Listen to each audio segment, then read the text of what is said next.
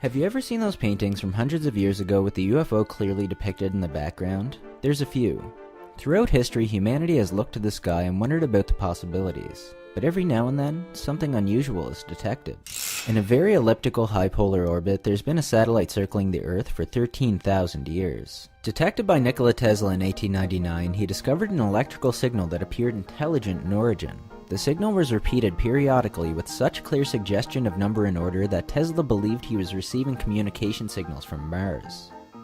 He later changed his opinion at a conference, but stressed that the signal was coming from somewhere in space and must be investigated. Again in the 1920s, ham radio operators began getting excited about strange coded messages, which were recorded and deciphered. The message they were receiving was of a star chart centered on the Epsilon Booth star system. 4 years before the launch of Sputnik 1, 1953, the Black Knight satellite was spotted by Dr. Lincoln LaPaz of the University of New Mexico. Even the Department of Defense showed extreme interest in the Black Knight satellite, and apparently even appointed astronomer Clyde W. Tombaugh to run a search for the object. In 1957, the Black Knight satellite was once again in the headlines after Dr. Luis Corrales of the Communications Ministry in Venezuela photographed it while taking pictures of Sputnik 2 as it passed over Caracas. But unlike Sputnik 1 and 2, this mysterious satellite orbited from east to west. The Russian and American satellite at the time moved west to east, thereby using Earth's natural rotation to stay in orbit speed. Back then our technology wasn't that advanced, so it was impossible to keep a satellite in that kind of orbit. 4 years after the launch of Sputnik, a mysterious object was seen shadowing the Sputnik 1. The object was in polar orbit, but at the time neither the Americans nor the Russians had the technology or ability to maintain a satellite in polar orbit. So if it wasn't the United States and the Russians, who placed it there? In 1960, the Black Knight was again in the media, as researchers spotted the mysterious satellite again in polar orbit. The weight of the Black Knight satellite was calculated, and researchers estimated that the object weighed over 15 tons. Again, neither the Americans or Russians had the technology to send a satellite that heavy into space.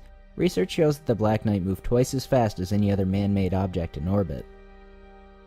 Robert L. Johnson, director of the Adler Planetarium, stated that the Black Knight was very unpredictable and that it didn't keep a regular schedule. It would appear sometimes and sometimes it didn't. It was very unpredictable and it's very difficult to actually see it in the sky. The Black Knight satellite was even photographed by the Grumman Aircraft Corporation. The military seemed very interested in the Black Knight satellite back then, to the point that they even created a special committee to gather information and offer further insight on the strange orbital object. In the 1970s, something new was discovered about the Black Knight satellite, and it was thanks to Duncan Lunan, a scientist from Scotland that was able to decipher the message that was being broadcasted by this mysterious object. Duncan plotted a vertical axis of the transmitted pulse sequence with a horizontal axis of echo delay time, and as a result he found a picture of the Epsilon Booth star system, or better said, as it would look 13,000 years ago. According to Duncan, a message accompanied the star map about where it was from and that it was orbiting the Earth, but not why it was here or why it was sent.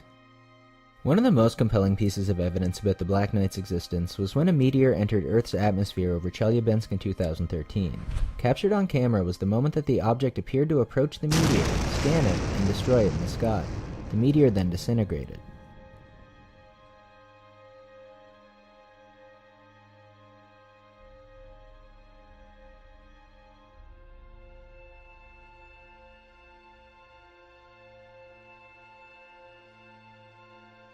What do you guys think of the Black Knight's existence? Thanks for watching, and remember, the ways at which we arrive at knowledge are hardly less wonderful than the discovery of these things themselves.